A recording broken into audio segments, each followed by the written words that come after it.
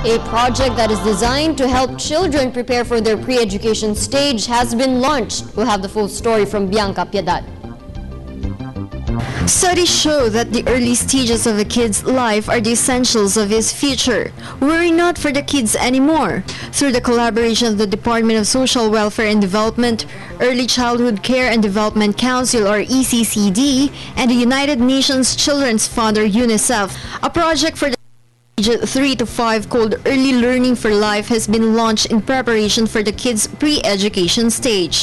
Isang programa kung saan matututo sila ng isang kamalayan na magtutulong na maging mabuting estudyante sila sa grade 1.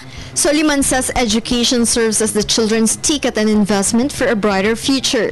Through this program, the Department of Education, DSWD, and the ECCD Council hopes to provide children easy access to education. Early Learning for Life is a project that will focus, nakatutok, sa 36 vulnerable areas kung saan maraming 3 to 5 years old na hindi nabibigyan serbisyo ng daycare or ng alternative neighborhood play.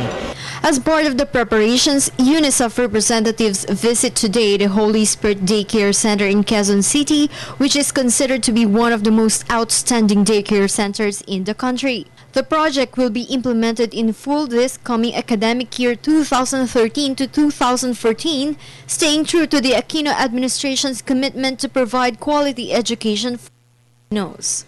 So itong proyektong ito, ang pinakatutok, siguraduhin na mabibigyan ng suporta yung mismong magtuturo, yung daycare worker, yung lugar kung saan sila magtuturo, yung daycare centers, at saka yung pagkakaroon ng mahusay na kaalaman ang mga daycare workers mismo.